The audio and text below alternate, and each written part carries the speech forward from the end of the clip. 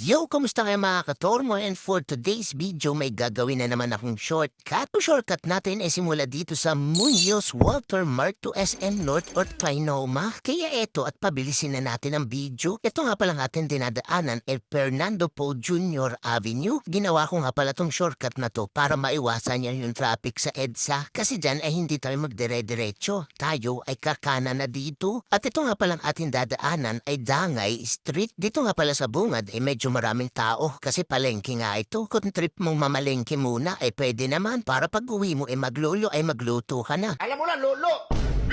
Dire-diretso nyo nga lang pala tong Dangay Street at i-comment nyo na rin kung nagtatraffic din ba ng todo dito. Mas okay bang dumaan sa EDSA o dire-diretsoin to? At abante ko lang ng konti ha. To kung mapapansin nyo ay wala na masyadong traffic doon lang talaga kasi nga palengke. At dito nga ay madadaanan nyo na yung unang crossing. Pag kumaliwa kayo dyan ay Bansalangin Street yan. Pwede na kayong dumaan dyan kung kayo ay pupunta ng Congressional Avenue. Kasi dyan lang yung pinakamalapit na U-turn. Pero dahil hindi tayo dun pupunta, dediretso pa tayo. At itong dinadaanan natin ay Dangay Street pa rin. At dito na yung sinasabi ko sa inyong pangalawang crossing. At dito ay huwag kayo magdediretso. Kung maliwa lang kayo. Ito nga palang ating dadaanan ay Bansalangin Street pa rin. Baka nagtataka kayo bakit Bansalangin Street pa rin ay nadaanan na natin. Ito kasi yun. Ang Bansalangin Street kasi ay pa letter U. Kaya madadaanan nyo ulit siya. Mabalik tayo dito sa shortcut ko. Pag dinire-diretso nyo nga pala to ay makakalabas na kayo ng EDSA. At dito nga pala tayo dumaan. At ito naman yung iniwasan natin na traffic sa EDSA. Oo nga pala, huwag kayong mag-alala. Safe ang mga itlog nyo dito. Kita nyo naman hindi na alog ang aking itlog.